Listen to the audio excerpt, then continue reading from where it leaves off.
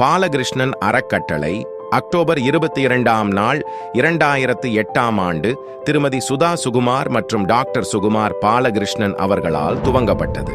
தனது மகளின் பெயர் சூட்டு விழாவை இன்னும் அர்த்தமுள்ளதாக மாற்ற நன்கொடையாக வந்த 1 லட்சம் ரூபாய் பணத்தினை அன்றே ஆதரவற்ற குழந்தைகளுக்கு கல்வி உதவித்தொகை எஜுகேஷனல் ஸ்காலர்ஷிப்ஸ் வழங்குவதற்காக பயன்படுத்தினார்.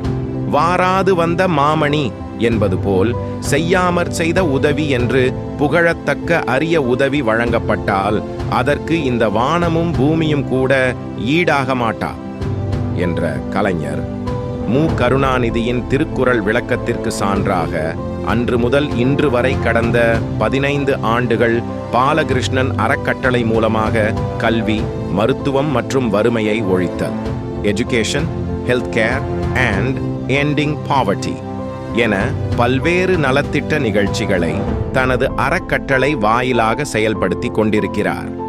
கொரோனா காலகட்டத்தில் செங்கல்பட்டு அருகில் உள்ள சம்பந்தி நல்லூர் என்ற கிராமத்தினை திருமதி சுதா சுகுமார் மற்றும் டாக்டர் சுகுமார் பாலகிருஷ்ணன் அவர்கள் இணைந்து தனது அறக்கட்டளை மூலமாக தத்தெடுத்தார்கள்.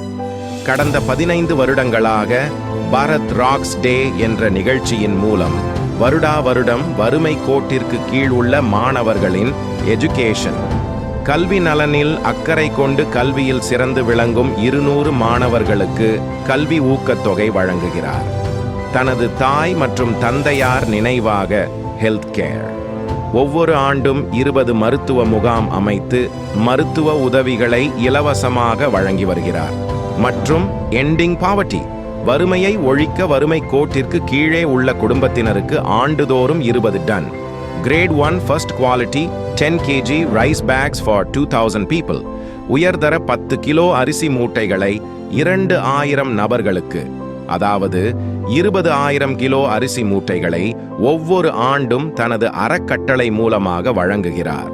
இந்த அனைத்து நிகழ்வுகளையும் டாக்டர் சுகுமார் பாலகிருஷ்ணன் அவர்கள் தனது வணிக வியாபாரத்தினில் ஈட்டும் வருமானத்தில் இருந்து ஒரு பங்கினை மாணவர்களின் கல்வி முன்னேற்றம் மற்றும் மக்களின் நலனுக்காக ஃபார் த பீப்புள் பயன்படுத்துகிறார்.